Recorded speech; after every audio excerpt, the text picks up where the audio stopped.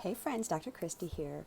So, this might be a little bit of a rant on blood sugar, diabetes, and the insurance world.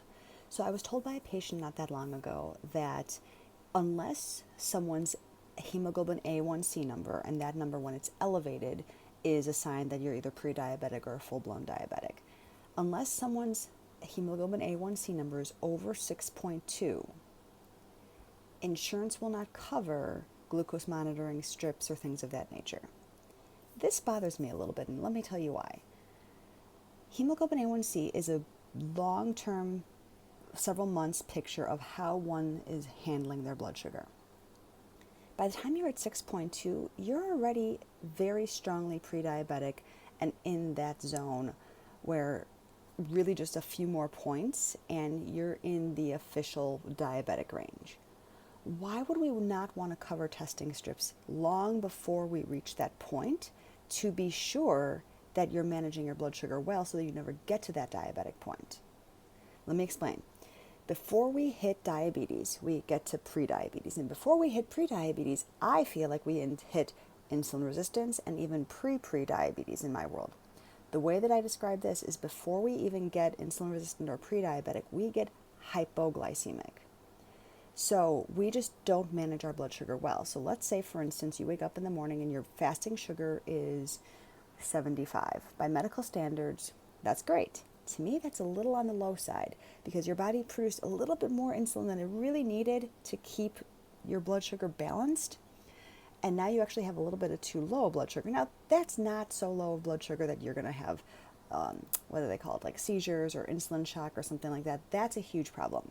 That's when you get to like below 50, that's a very serious condition. But there's a gray area between where there's serious pathological conditions that medicine treats and optimal health. And that's what medicine doesn't understand. So within this blood sugar realm, you wake up, your blood sugar's at 75 in the morning. Okay, they say you're perfectly healthy. You go along your day, you have cereal for breakfast. Bing, you have a huge spike, and then you have a huge crash. And then we check your blood sugar again, and now your fasting sugar is at 68. That's because it can't manage it well. When your blood sugar is balanced and you're nowhere near pre-diabetic or pre-pre-diabetic, you might have a little spike like this when you have a meal, and then it kind of comes back down and tapers, and so your blood sugar kind of looks like that as opposed to this crazy up and down spike. So yes, my rant is a little bit, why don't insurance companies cover longer term monitoring and actually like thinking about the health of an individual instead of just making sure that somebody is essentially not diabetic? That's my rant for the day. Any questions, drop them below. The best way, in my opinion, is to, get your own test strips, check your blood sugar. I'll share a quick story with you.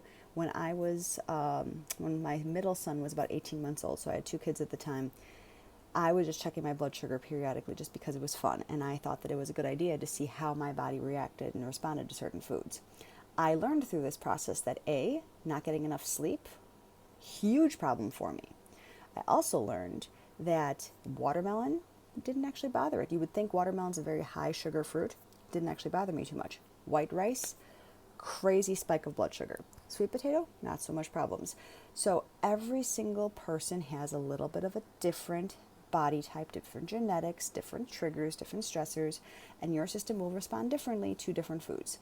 So test it out and see how your body responds to certain things. I think it's a brilliant idea to get certain test strips, or some people have those continuous glucose monitoring tests that they literally just attach to their arm for 2 weeks or a month or something, and they then look at a printout and they discover, oh, my body didn't respond so well to this fruit or this, meal or this day, or, oh, after I exercised like this, my blood sugar tanked.